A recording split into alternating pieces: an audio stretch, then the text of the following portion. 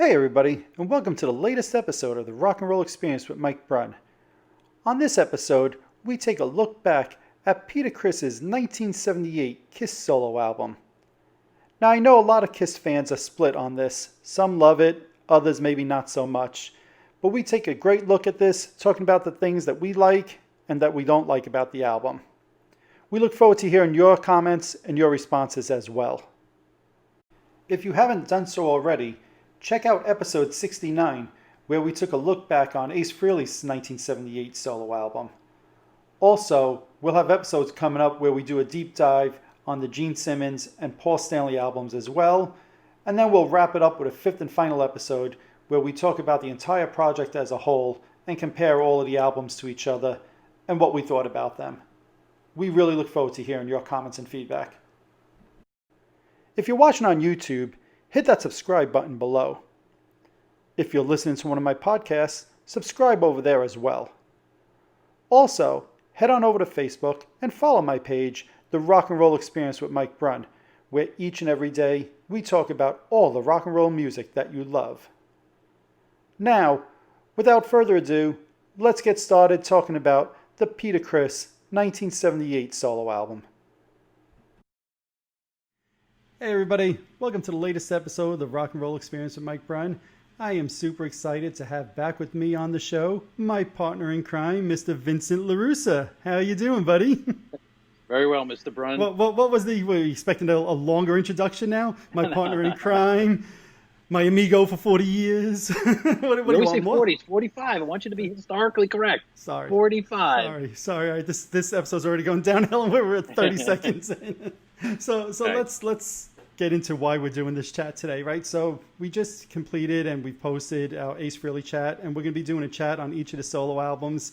I'll say the first one was probably a bit easier from a Kiss fan point of view. I think everybody loves the Ace Frehley album, right? The second one, the one that's up today, is the one that you got the album over your shoulder. I got the poster on my wall.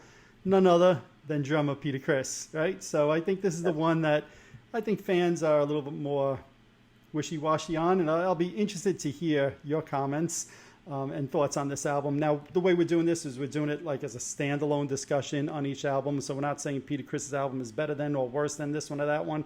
We'll save that for the fifth and final episode, right? But this is just Correct. about the Peter Criss album, and I think we should just start kind of rewinding back to 1978. You like that sound effects, by the way, that I give you? That's top notch for the show. Very professional. So I only give the best for the show here. I should give you a sound guy a raise. Yeah, it's like what was it, Wayne's World, when they go back in time. So 1978 came along, and I think you've shared this story a few times on the show, right? You were only allowed to get one solo album, and which one was it? Well, let's take a guess. It was the Criss solo album. That's right. And Peter Criss was your guy in the 70s, right? Obviously, you're a drummer. You're into drums. Peter Criss was your guy. For those who've heard this before, you could start the eye roll. But my first, my first idol was the Fonz, and my second was Peter Criss. Mm-hmm. And you have the Fonz album also, right? Just for the record. I do. Okay, just want to make sure. Because I do have it. I know you do. Right, yeah. So those are your two idols. Right. So the Peter Criss album was the one that you got first. And I don't know if you remember this about me, but in the late 70s, Peter Criss was actually my guy also. So in Halloween, I have the Halloween costume, and I have Peter Criss was the one that I dressed up as. And I had that somewhere here. Yeah, not you. Yeah. Oh, okay. I was gonna say you have my picture. That's I don't know what to make of that. As I'm starting to destroy everything in my zone here to try to find it, see if I have it. Oh, there you go. There I am. Ed, hold it over a little bit me more. and my mom. Nice. Twit. Nice. Oh, I'm at the wrong camera. There I am. Yeah. I was like, you can't say that. There you go. You and your mom. What year is that? 1978. 1978. Right. So I mean, I didn't have the face makeup. I had, just like the plastic costume that was available, and I, you're not very kind. It's funny. I did do makeup one year. Effort? No effort. Well, it goes right with the sound effect effort. Store bought, home bought. All right. Fine. Touche. I think I did do face makeup one year, but I don't have a picture of it. I don't know what my mother was thinking. But anyway, I digress. Yeah. Do you remember in like 78, 79, 80, I wanted to change. I don't have a middle name. Even to this day, there's no middle name. And did you know that I wanted to That's a whole other discussion that we had. Why your parents didn't give you a middle name. I don't know why they didn't, but they didn't, right? They gave my brother a middle name, but not me. So thanks, parents, thanks. So anyway, did you know that legally I wanted to have my name changed and have Peter inserted as my middle name for Peter Criss? Did you remember that? I don't remember that back then, but I think you might have told me that recently, which is, I think, totally awesome. Yeah. So, but when my parents heard it was a few $100s to change it, they're like, no, we're not changing your name legally to stick in Peter for Peter Criss. No friggin' way. Yeah. So I just share that as my background and your background of where our minds were in 1978. So you get that album, the only solo album you had. Yes. Right? Poor bastard. Still remember it vividly. You spent all that money on the makeup. You had no more money for albums. That's right. But do you remember what you thought when you got the album? Okay, so I got it for Christmas. Okay. It wasn't even from my parents. It was a friend of my parents who got me the record. Okay. And what I remember is getting the record, opening it up Christmas Day. I also got this big Micronauts. I know when we were kids, we had these toys that were called the Micronauts. And I got this big, like, battleship thing, whatever the heck it was. And what you had to do is you had to put all the stickers on it, to make it look. I went down in the basement, and I still remember it. I could still smell the basement, putting on the Peter Criss solo album and putting together that thing out. That will never, ever, exactly. That'll never escape, my mind of that memory. What did I think of it? You got to remember, I'm 8 years old. Right. I obviously thought it was very different, from... Especially when the second song came in with the keyboards like that. Right. I didn't have anything like that. I don't want to kind of jump, because I don't know if you want to go song by song. But there was obviously something very different to it. But I liked it. I liked it right away. And I think because at that point, it's like Peter Criss couldn't do any wrong. Right. And so I wanted to love it. Right. Even if it wasn't that good, I was going to love it. Okay, gotcha. I'm going to love you. Oh, I'm going to love it. it. Here we go. I see what you did there. It's funny. One of the first memories I have of playing the album, my parents never minded that I listened to Kiss. It was really the only rock group I listened to in the 70s. But when I played the Peter Criss album, I could hear my dad in the kitchen, I couldn't sleep at all last night. And I just always remember thinking, like, wow, my dad thinks this is cool. And as a kid, I actually did think it was cool. At 8 years old, I was like, oh yeah, my dad likes this song. He thinks it's cool. So I feel like sometimes I would play the album maybe even more at that time because it had my parents' approval, and I was an 8-year-old, 9-year-old kid, and I wanted my parents' approval. So it's kind of funny. That's one of my memories of the album. Well, I have a similar memory in the sense that my dad grew up, he sang doo-wop in the 50s and stuff like that, and definitely had a very, old school rock and roll sound to it. And I remember was he hooked on rock and roll? He was not hooked on this rock and roll, but rock and roll. Okay. But I said to him, "Listen, I think you're gonna like this record. It's kind of," and he listened to it, and he's like, "Yeah, that's great. Next," I think, it's like, at least for my parents, the Kiss had this stigmatism. They were like guys in makeup. They, they were kids band. Of course. Just didn't they did, and they just didn't get it. You know what I mean? Absolutely. Never stopped me from listening to it. Never said anything bad about the group. Right. But it's funny, years, sometime recently, let me try that again. Edit. Cut.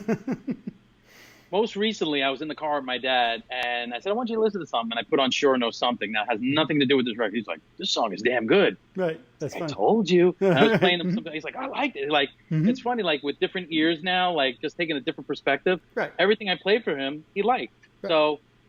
Right. Just funny. I just think it was again, that stigmatism of some people didn't even give them a chance because of the reputation they had. For whatever reason. To me, that's a great point that you bring up. And especially so, when we spoke about the Ace album, I said if there was one criticism, was that the album was safe, right? If you remember, I said that about the Ace album. Well, there's certainly nothing safe about the Peter Criss album, right? There's nothing that appealed to the traditional Kiss fan of 75, 76, 77 when you put on Peter Criss's album. And exactly like you're saying, there was a stigma about, Kiss and, they're just, they were a kids band, blah, blah, blah. You put out that album for your dad or somebody else, they're going to just instantly dismiss it, right? Because it's a guy in makeup or whatever. So to me, Peter Criss took a big risk with this album.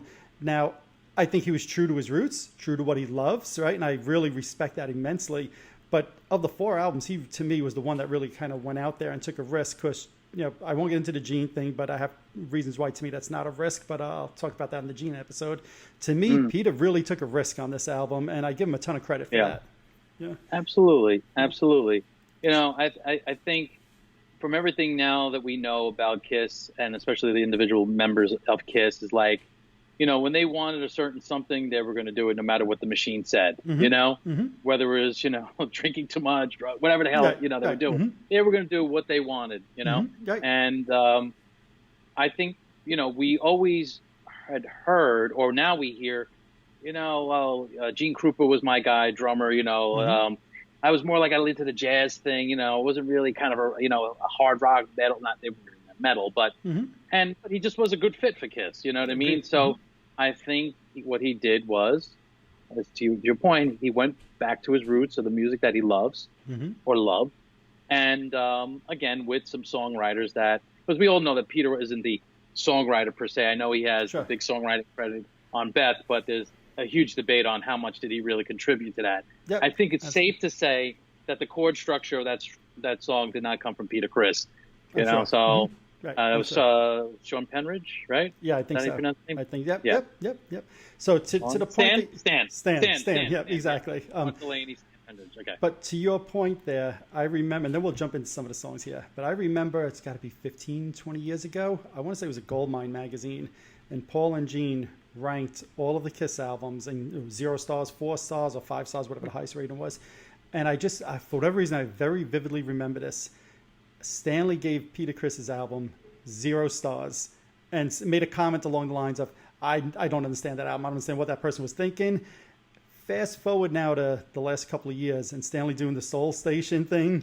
And I've often wondered, if Paul was going to be honest and take any bias out, could he listen to that album and say, hey, you know what? I think back to some of the Soul Station stuff that I love. And this music here that Peter put out, while it's not Kiss-like, it's actually pretty damn cool. I wonder what Paul would say if he was honest about that.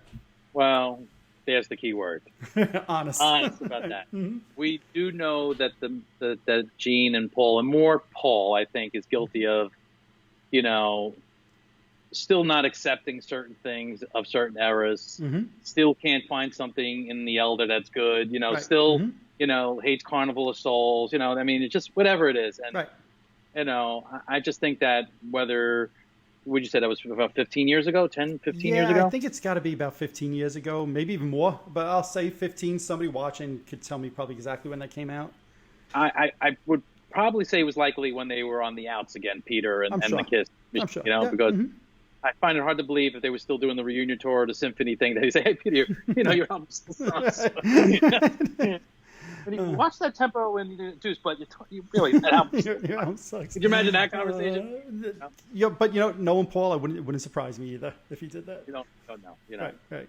But so that's just always something I think of whenever I hear him doing the Soul Station. I'm glad you said it because I was about to say, but you already made that connection. Yes. So you see that? All right. So I don't need you. You can leave now, and I'll just do the rest of the show myself. Is that what the song? No. So let's jump into the songs, right? So like you said, you got the album as a kid, you put it on, you listen in your basement, you can still remember it. Think back then, but talk about it now also, right? So the first couple of songs, I'm Gonna Love You, You Mad at Me, Tossing and Turning, very un-Kiss-like, like you said. But what are your thoughts on those songs? Well, first of all, let's also mention that this was also the beginning of the working relationship with Vinnie Poncia. This is a very key ingredient to this whole thing. Absolutely. So I love the production of the record. I love the arrangements, the mix, the use of horns. I think Vinny's great at that. I mean, if you think about some of the stuff he also added with Dynasty, again, people could argue whether or not that's it's not a disco record, please. That's one song. But the rest of the album, I think we might have spoken about this before. Yep. Got a lot of good rock tunes, and it's got Livin', which got kind of a kind of danceable beat to it, but it's not a disco. Right. The rest is not a disco album. Absolutely. Yeah. Agreed. Agreed. So I don't know. I love the first side of this record. I really do. I mean, this is one of the things you're going to find out from me from this record. certainly, and probably could argue with a lot of Kiss fans on this, rank this much higher than most people do. Yes. I think the album's actually underrated. I 100%. If I would rank this above a handful of Kiss albums, no doubt about it. I agree. Be careful what you say there. Yeah. You're not going to reveal yet. No, I won't reveal, but I will rate this higher than like an Asylum or a Sonic Boom. I'll go to this album any day of the week before those. Yeah, and that's not to say that there's a song on this album that's better than Tears Are Falling or won't, But as an album. Before people start flaming us, we do recognize that there are certain songs on those records that are better than the songs. But when you're looking from top to bottom, any way you slice it, I see what you did there. This is, in my opinion, the one knock, and I don't know how many writing credits Peter actually got on the record. You probably know this stuff. You're more of the data. Off the top of my head, guy. I think he's got 7 of the 10. I think one of them obviously is a cover tune, right? So there's no songwriting on that. And I think Sean Delaney is a solo writer on 2 of the songs, if I remember. 2 of them on side 2. I know I Can't Stop the Rain is Delaney. Yeah. And one of the other ones, maybe like Kiss the Girl Goodbye, or one of those in the middle of side 2 is Delaney as well. Look, there's not one song you get to on this album and you're like, oh, God, this is brutal, in my opinion. Right. Again, it's got a very kind of, classic, I don't know if it's classic rock. It's like, because when you think classic rock, you think of... I'll think of like The Who or Led Zeppelin or something like that. Right, Boston or whatever. Right, Boston. Well, they call like the REO Speedwagons, the Boston, they call that corporate rock, which whatever. But yeah, I'm looking at the song list, and side A is definitely my favorite of the 2, but I just love this record. I don't know what it is. It's just kind of, I will fully admit that I have this connection because it was my first solo album. I got such great memories of that Christmas morning and just being so attached to this record. But I listened to, like we always do, we always, listen to the records before we do these. And I just kind of went through every song and just was like, I got to that song. I was like, yeah, that was good. Yeah, that was good, Yeah. And I know there's one of your favorite songs are on this record. Absolutely. And I'll let you talk about that. Before we go there, I want to just kind of go back a moment to the Vinnie Poncia producing, right? Because as many Kiss fans know, maybe you know this, you're not a big bootleg collector like I am, but 4 of the songs on this album, Peter recorded with Lips, his band before Kiss, in like 1971, 1972. And you listen to those Lips recordings, obviously it's 6-7 years earlier, the songs don't move me the way they do on Peter's album. So whether it was Vinnie arranging them, whether it was Peter rearranging them a little bit, I don't know. But those are, let me think. It's Don't You Let Me Down. It's Hooked on Rock and Roll, The Kind of Sugar Papa Likes, and I'm Gonna Love You. Those are the 4 songs, I believe, that Lips recorded prior, Peter recorded with Lips prior to being Kiss. That demo also has, by the way, Dirty Livin', Beth, and Baby Driver. So talk about a group of songs. All with Lips. Yeah, exactly. So all of this was Lips originally, and then ultimately used with Kiss, and some of them made into rock songs. But the 4 songs on his album that I just mentioned were all recorded 6-7 years beforehand.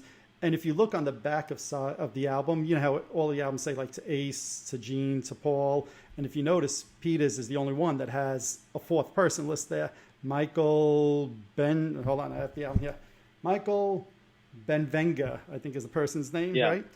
That is the other guy who was in Lips with Peter Criss, and he passed away, I think, in late 77, early 78. So obviously Kiss allowed Peter to put a thank you to him on the record also, but that's why his name appears on the back of the album. Interesting. Yeah, so because half these songs, he was the original lead singer on those demos. And I don't know if my copy of this record has it in there, but let me just check. Oh, yeah. So why was Peter Criss the only one that had this? I know it's like white sheet. It was like an extra sheet. I've read 2 things. Number one, I've read that his album was the last one done, so they just printed them up on a sheet so they could get the jackets going. And number 2, I've read that there were so many credits that it was just easier to put them on a sheet. Because they had on the other records, it was on the back, right? Yes, everybody else had them on the back. So I have to think it's because Peter was probably behind a little bit, and they wanted to start pressing the jackets. That's my guess. Because Gene has a ton of credits on the back of his album. Yeah. Yeah, you're right. Rock Me Baby and I Can't Stop the Rain. Sean Delaney. Right. Okay. It was So Rock Me funny. Baby. Yeah. So funny. Like, it's out of order on this sheet. Did Is you it really? realize that? No, I never realized that before. Side 2 says I Can't Stop the Rain, Rock Me Baby, Kiss the Girl Goodbye, Hooked on Rock and Roll, and Easy Thing. Interesting. Huh. I've never, it's been probably 20 years since I've looked at that sheet. Stump the Brun. Stump the Brun. There you go. Stump the friggin' Brun. That is Yeah, true. I never noticed that either. No, I never noticed that. But yeah, so to me, we were talking about the production. So to me, a tip of the cap to Vinnie Poncia, who to me took some of these songs and really made them sound great to me. And, we were talking before and we started off with the first few songs, but overall, I agree with you. You said like there's not a bad song on the album. There's one or two songs that I think are below average personally. For me, those are the kind of Sugar Papa likes. I never liked that song. And Kiss the Girl Goodbye just was always, here's the word, boring. Yeah. So, but they're not bad songs. They just never grabbed me. But to me, with this album, they're not rock songs, but the songs are there. I think they're good songs. I think the songs are really good. My opinion. Yeah. And it's kind of cool that, I guess with the time that they had, or lack thereof, that Peter was able to pull these songs from his earlier band and kind of give them life. Right. And, if he would have done that and the songs were terrible, then we would have been like, right, of course, more critical of the situation. But yes, he obviously believed, and trust me, the way these things work, producers are not going to put stuff on the record if they don't think it's a strong song. Now, you always hear like, well, we wrote 20 songs for the album. These are the songs that made it. A lot of times it's the producer says what they think is the best, right, or the band kind of whittles it down. Right. So I certainly think Vinny's, stamp is all over this record. He's also, we've heard rehearsal tapes from Dynasty with him singing along with them while they were arranging, so it's kind of cool, again, that the Vinnie Poncia relationship with Kiss went another 2 records after his Kiss records. Right. And from what I understand is with Dynasty, they did that kind of to appease Peter because exactly, he was unhappy. And Yep, and then we know what happened there. Now, I have to correct something I said 3 or 4 minutes ago. You were asking me how many songwriting credits Peter had, and I guess 7. I have to rewind and say definitely not 7 because most Kiss fans don't know it, and I forget this. There's actually 2 cover tunes on this, if you don't count the lip songs as cover tunes. Right? We all know Tossin and Turn is a cover tune. Do you realize that You Matter to Me was actually released by somebody else prior to Peter Criss? Again, you may have told me that, but when I just looked at the credits, I saw names. I am stunned you don't have this in that record collection of yours somewhere. Okay, because this is right up your alley, the type of record that only you would own. What is it? Only you. Get it? Only you. So, You Matter to Me was released, I think, in May of '78 by Joey Travolta. Whoa. You're talking about me going out tomorrow and going to the record store and hunting that You didn't know this. Oh, you see, you didn't know this. Not John. Joey Travolta. That makes it even more special. Exactly. Exactly. Because as you know, I like to buy a lot of crap. That's why I said only you would have this album. And I don't, so I'm very upset now. So you might want to end this episode right now and go to the record store and go look for it. Every time you go to a record store, you're like, Joey Travolta, where is it? Yeah. Well, there's one saving grace to that. What's That'll make you sleep well tonight. What's that? Let's see this. Not many people own a Donnie Motion. Okay. All right. And I have to say, Ralph from Happy Days, Well, you're right. Not many people own that one. Isn't it scary that I was able to retrieve that album within 5 seconds? I'm not sure what's scarier, that you own it or that you knew exactly where it was and could get it like that. Well, the truth behind that is that I bought it about 2 years ago and it's still on deck for me to listen to. Okay. I just haven't had the stomach yet to put it on the record player. Well, I've never heard the Joey Travolta album, but I have heard his version, and it's a little bit different, obviously, than the Peter version. But if I remember right, it's the lead song on his first and I believe only solo album. So if you find it, you don't have to go past song 1 if you don't want to. Listen, my opinion is maybe different artists, not Peter, and not Joey Travolta, You Mad at Me could have been a hit song. I agree. mean, think about it. It's got a great hook. It's got that.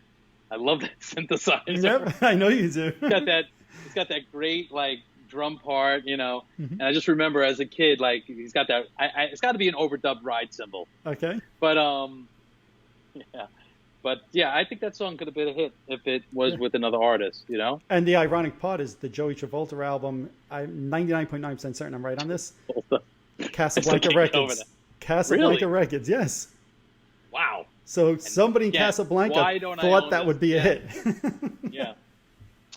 Yeah. So there you have it. For any Kiss fans that didn't know it, it's on YouTube. So you can check it out as soon as we're done here. You can go on YouTube. No. I'm waiting to find the record. I want the experience of putting it on and hearing that needle hit the groove. And, Well, anybody else watching that doesn't go out to record stores looking for Donnie Motes and Joey Travolta, you can find it on YouTube and you'll hear what I'm talking about. So, yes. But putting that to the side, to me, it's still, like you said, it's a great song. And so it starts with, I'm Gonna Love You, You Mad at Me. I think those are two great songs. It's, they're not Kiss style songs, but they're great songs. And I'll just pour a little salt in this wound yet again. When I saw Peter do his last solo show in New York a couple of years ago, and he did You Mad at Me, I was up like, oh yeah, ooh, yeah, this is good. Is there any footage of that, of you dancing? No, there's no footage of me dancing, but there was definitely footage. What was the dance step like? So I thoroughly enjoyed hearing him perform that live, and to me it translated well live, and it's just a fun song to me. It's a really fun song. It's got a fun song. It's got a great hook to it. Mm-hmm. I just love that song. Right. It's just unbelievable how, and I think that song, out of all of them, when I hear that opening synthesizer in that damn basement, put stupid stickers on this toy that I had to have every time I listen to the song. That's great. Now it's interesting. You said you like side A better than side B, because I actually love side B. And to me, I'm not going to get to my favorite song, and probably everybody's guessing what that is already. But I always thought Easy Thing was a great, totally underrated song. I love that song. It's, obviously like a ballad type song, but I love the way Peter sings it. I love the song. You're maybe a little lukewarm. I love it. No. I think what what it reminds me of, with the way they did the effect on his vocal and his approach, is almost like John Lennon-esque. Okay. If you ever heard, I don't know, what is it? Maybe it was his second solo album, Out of Kiss, where he did Jealous Guy. Yep. Mm-hmm. I mean, we all know that they all loved the Beatles, but course, I thought, great version of Jealous Guy, and Peter kind of captured that. And that's what kind of like what Easy Thing kind of reminds me of. Even though Peter's got that very raspy voice, but that, John Lennon always had like kind of this, well, not always, on some of his records, they had like the slapback echo effect and reverb or whatever. And I just felt like maybe they were trying to go for that vibe. I have no proof of that, but to my ear. Right. Interesting. Very interesting. I never thought of it. I just put it on. I'm like, yeah, this song's cool. And I remember when I got the album in '78, I had to return it to Corvettes a couple of times because I put it on. What letter sticker did it have? Don't know. Don't know. Hold on a second. I'm going to show you something, because for I people remember it who had don't like C's and E's on them, right? People who don't remember, top right-hand corner usually. This is a Donna Summer record from Casablanca. You can see right there. M. Right? It's an M. Yeah. Yes. So you had like rather than just putting a price on you, M. What number? Exactly. That's true. No, I still to this day don't understand why they did price charts, but cool. But but that's where I got my album. Right at my disposal. That's cool. No, so anyway, so I remember that song always skipping when I got the album at first, and to this day when I listen to it, I wait for the skip in my mind, even though it's on CD. Why do I remember that for some reason, that you returning it? Maybe you told me about it, and I just all of a sudden that triggered a memory. Yeah, I don't know. Maybe I felt bad thinking you only had one solo album. Like, do you want the Peter Criss one? You're like, God damn, it's the one I have. I don't know. Yeah, maybe. Who knows? Maybe. Who knows? But I'm skipping around a little bit myself. But you alluded to it before. My favorite song on the album, and it's, I'll say, one of my top 30 Kiss songs is the final song on the album, I Can't Stop the Rain. I think that is absolutely amazing song. I don't know if you share the same opinion or would rank it as high, and I'm saying 30, maybe it's top 40, I don't know, don't quote me, that's 30, but you get the print. I think it's an incredible song. Absolutely. Again, different artist. Mm-hmm. You know, if this is Rupert Holmes, you know, if it's Rupert Holmes, I want the Pina Colada song. Not true. But yeah, I totally agree. I think, again, you know, the Kiss stigmatism, you know, unfortunately hurt a lot of their records. Mm-hmm. I mean, all their records, right? Except for, you know, a few records like, you know, Beth and I Was Made for Loving You and Rock and Roll All Night. Mm-hmm. They let those sneak in somehow. But they were a radio friendly band, you know. Yep. So yep. even though I think they had a lot of great radio friendly songs, they just again they had the critics weren't really giving them a fair shake. But that's another episode. That's another whole episode, and we could probably talk for hours on that one. Yeah. But again, not that I'm going to put some more salt in the wound there, but I remember that Peter Criss show, he opened up with I Can't Stop the Rain, and he was so emotional about the evening. He totally flubbed the lines, and I was so disappointed. Because I'm like, damn, I've been waiting 30 years for the chance to hear this song. And but it was still cool to hear. And then he followed that with Hooked on Rock and Roll. And I always thought that song was good, not great, but hearing it live that night, I'm like, this song's got a great swing to it. It's a fun song, and I don't think I gave it its just due for 25 years. Now I listen to that, and I'm like, it is good. I really like this song a lot. And it was kind of one I always just kind of glossed over in the past. So for those of you who not understanding or maybe watching for the first time and keeps on saying salt in the wound, what he's alluding to is that this last show that Peter Criss played, I didn't want to go because it was cost too much money.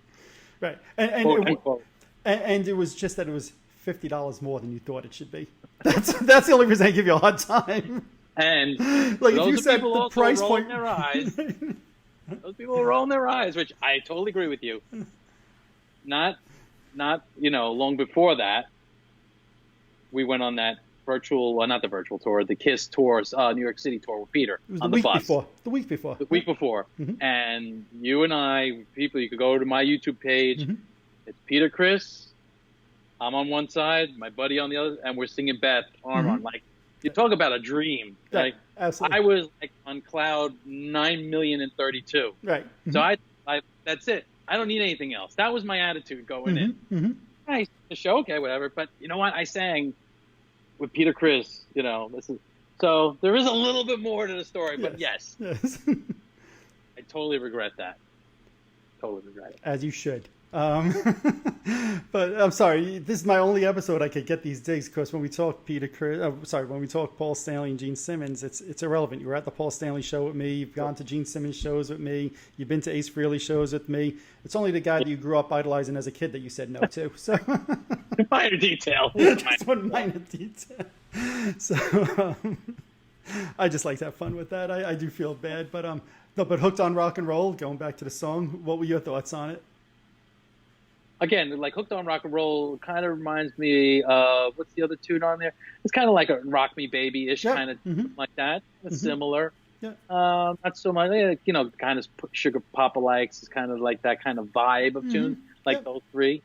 But one of the songs you skipped over, or we skipped over, is Don't You Let Me Down. I know recently you're like, not a huge fan of that song. And Peter another one he did his solo show, by the way. Right.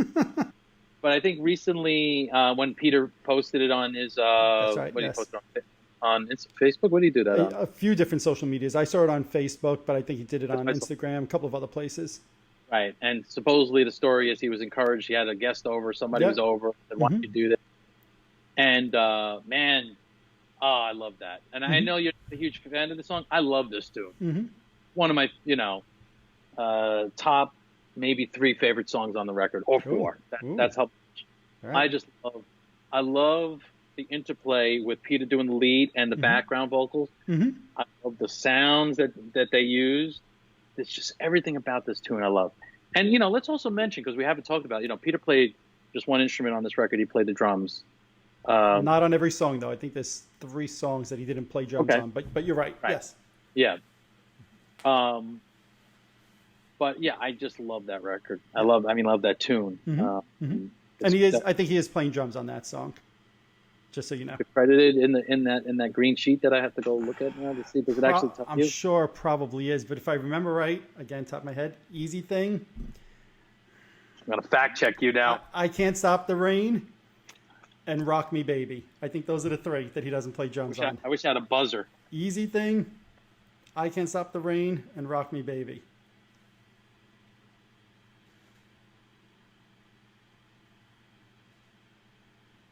You are correct. Now. Thank you. Thank you very much. Thank you. Why I know this stuff, I don't know. Because you spent way too many years studying this band. I guess so. I don't say that as an insult, by the way. Oh, look, we both are guilty of that. I can take that.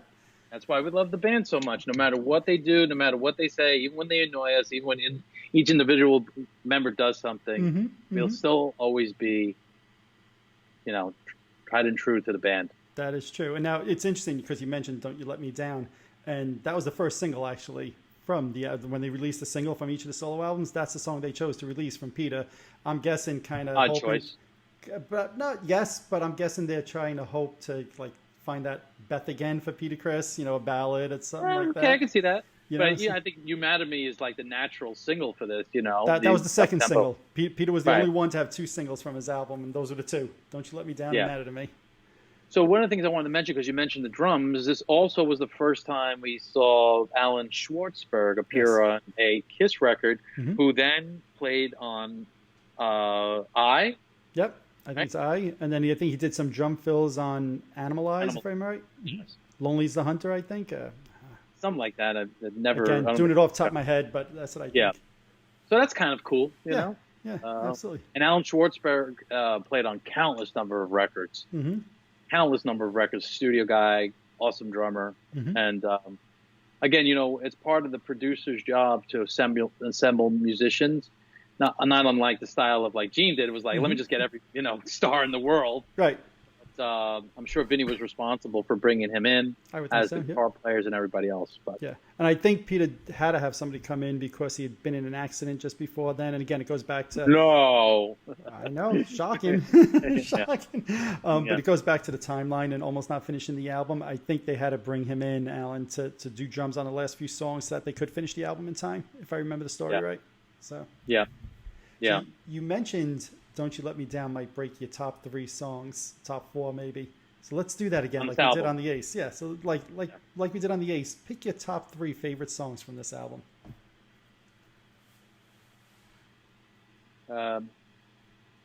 Probably "You Matter to Me." Sorry.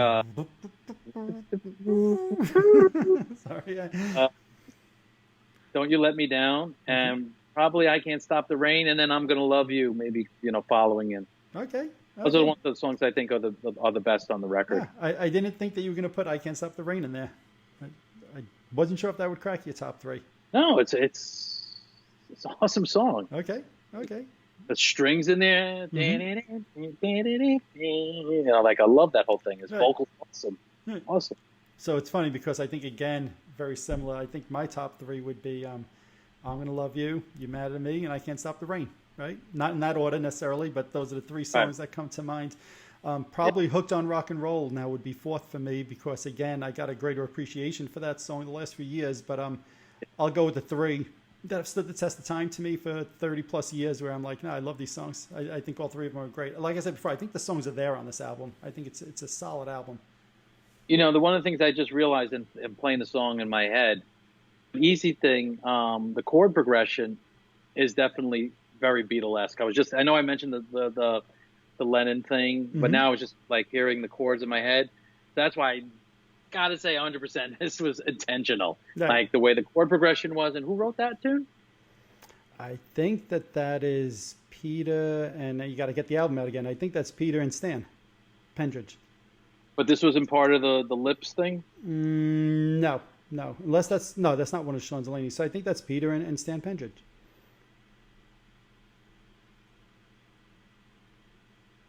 What song was I looking for? That's great. Easy Thing. It's good. Oh, man, I love getting old. Oh, and by the way. Yeah. Yes. Peter Criss and Sean Penridge. One of the other things we got to mention about this, one of our favorite bass players played on that tune. And played on Will Lee, right? Will Lee? No. Because I think Will Lee's on this album. I don't think so. I think you're wrong, my friend. Oh, it is It is possible. Don't tell me I'm wrong. I think he's on at least one song on this album. I'm checking right now. No Will, no Lee. You're wrong. God damn. All right. Unless later on they. No, I'm sure I'm wrong. So what's the bass player you're thinking of? Neil Jason. Yes, I remember Neil Jason. That's right. I think What record did Neil Jason play on? Isn't he on the Gene album? Yes. Yes, on Living in Sin.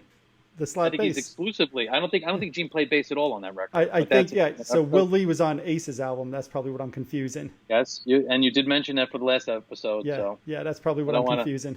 I don't want to put salt in the wound, as you said. No, look, I deserve a little salt, but that's probably what I confused. Right. The other cool thing is, and I just like this stuff. Mm-hmm. You know me. I always bring out the technical side and musicians stuff like that. That's the kind of sugar Papa likes. The guitar solo is done by none other than Steve Lukather. Okay. Toto fame. Toto, yep. Mm-hmm. And played on all of like Michael Jackson's Thriller. He didn't do the solo to beat it. Obviously, we know that's Eddie Van Halen, but all the other guitar work is him. Just an unbelievable guitar player. Right. And what I love about this is the engineer for a couple of songs is Mike Stone. Okay. Mike Stone is this one. It's not ringing a bell right now. Okay, Mike Stone, I think, is known for. I think he produced the Asia album. Okay. And I think he had a hand in producing the classic '87 Whitesnake record. Ah, okay.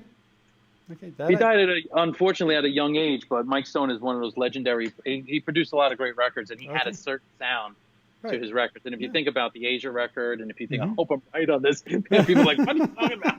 Well, after the episode, I'll check. That was Eddie Kramer. After the episode, I'll check, and if it's wrong, I'll just flash, loser. Yeah. Can you be a little nicer? Right. Kind loser. Yeah, exactly. Good, clean fun.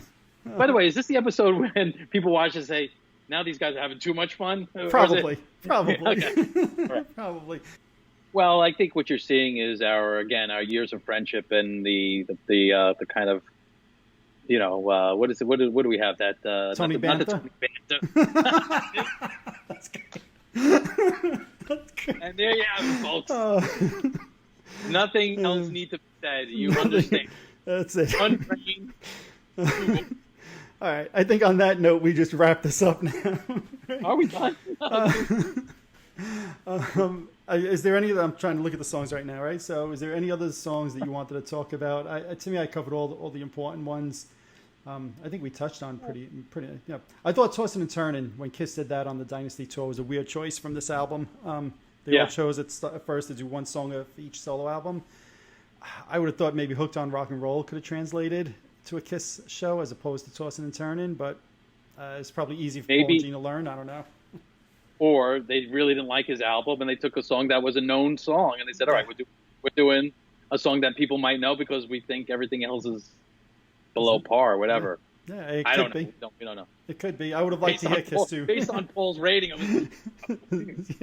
I don't think in 78 it was like, well, it's about 2.5. Right. No, you're probably right. No. And the song didn't even last the whole tour. So I know they took his song and Gene's song out of the set list eventually. I don't know if we talked much about it, but this I think charted the worst out of all the records, right? And sold the worst out of all the. I'm glad you bring that up. I think it sold the worst, but actually, a fun little fact: I think week number 1, Peter's album was the one that charted highest. And then, to your point, it dropped quickly compared to some of the others. So I wonder why that is. I only bought one copy, or only got as a gift one copy. Well, I think all of the albums are like 81, 83, 85, 87. They were all like in the same group. So you're probably not talking a big difference. And the charts back then were a little shady, to begin with. So, Casablanca might have said, hey, we want to try to push this album. Let's put a little higher on the chart. I know it did go up into like the 40s or 50s, I think, maybe 60s. I don't know. But to your point, I think it sold the worst of the 4. And again, that goes to Peter taking a chance, being true to himself and doing what he wanted to do and not trying to just, sell an album to Kiss fans. And I give him a ton of credit for that. Well, look, let's face facts. I know we haven't covered another two of the solo records, but these were not big hits, these records. Mm-hmm. I remember we used to have a store, we used to call it the discount store, remember? Mm-hmm.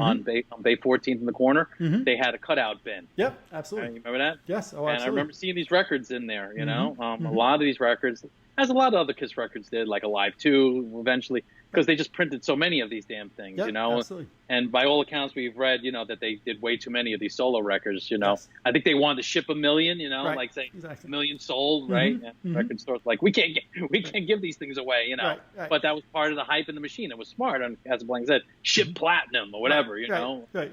I remember a quote somewhere along the way I read was it shipped platinum and came back double platinum. So, right, because there's that many in the cutout bin and whatever. With the actual cover and sleeve, they were so embarrassed when they put the that's right. Platinum. That's right. But hey, whatever. So, all right, we hit our top 3 songs each. We went through, I think, all the songs. Anything else you want to cover before we wrap this? No. Again, I know probably a lot of people are going to disagree with us. Mm-hmm. To those people, I say, give it another listen. Listen to it as if you weren't a Kiss fan. Right. Just listen to the songwriting, the vocal performance. Mm-hmm. Close your eyes. Try to put yourself in a different universe if you can. Right. Yep. Agreed. And you may still hate it. I don't know.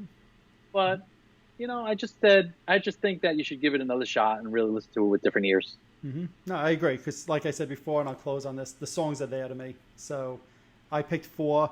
I could have put Easy Thing as one of my top 3 songs. I love that. I said Hooked on Rock and Roll. There's at least 5, 6 really good songs on this album. As a full album, I think it's great. I think it stands the test of time in terms of something I'll listen to. And like you said, others should go back and listen to it again and leave your comments. Right, that's what we have to do. Leave the comments on what your 3 I do have favorite one question. Songs. Yeah, go ahead. I do have one question. Go ahead. Is this something that you recently?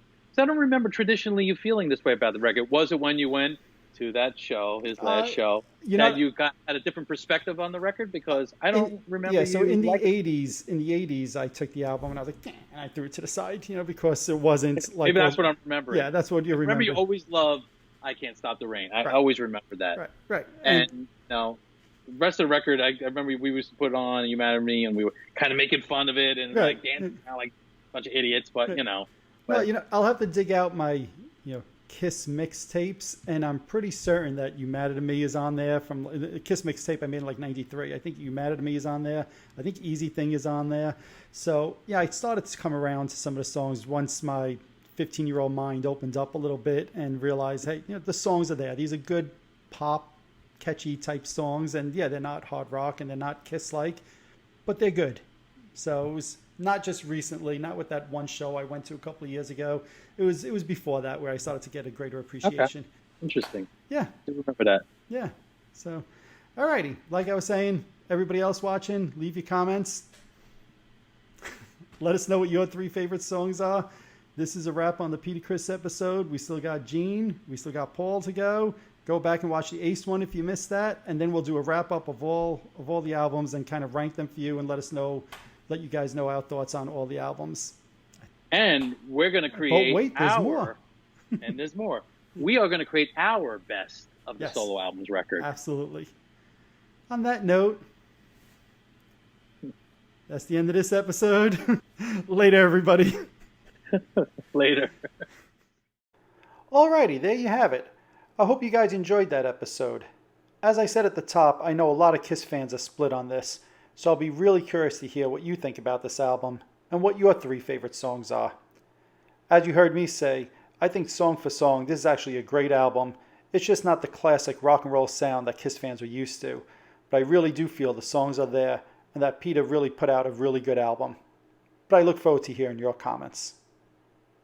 If you haven't done so already, check out episode 69, where we take a look back at Ace Frehley's 1978 Kiss solo album.